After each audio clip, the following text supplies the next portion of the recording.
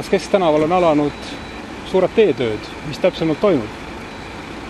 No, meil on ka lõpuks kätte jõudnud see aeg, kus me üritame oma tänavaid rohkem korda saada.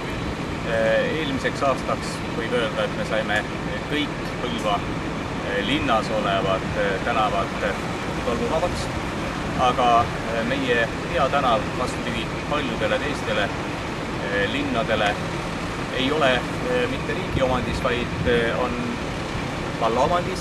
Ja sellega seotult tuleb meil endal muretseda ka selle eest, et meie peatänav saaks hästi sõidetavaks ja ühtlasi ka kenamaks.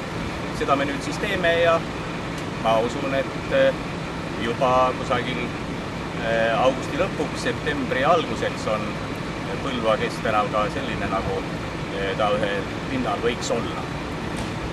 Noh, muidugi mõista toob see kaasa ka väikseid ebamugavusi inimestele. Nagu me siin ka täna võime näha, et liikuda ei saa nii kiiresti ja tuleb otsida võib-olla natukene rohkem mööda manööverdamise kohta, aga tuleviku nimel ja parema tulemuse saavutamiseks tuleb lihtsalt see ära kannatada.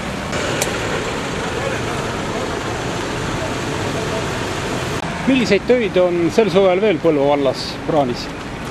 Paralleelselt nüüd selle Kesktänava remondiga me remondime ka meie suusakeskuse, siis tervisekeskuse juurde minevad teed ja seal siiani oli selline tolmune kruusakattega tee ja seal me saame ka tänu nüüd sellele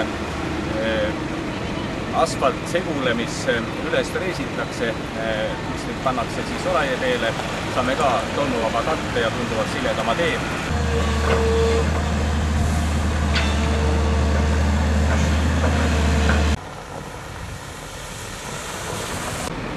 Meil on välja kuulutatud ka hange Immastes Jakob Hurda sünnikoha juurde viiva tee rekonstrueerimiseks ja ka seal siis Immaste vana koolimaja juurde minev tee peaks saama tolmuvabaks ja uue katte.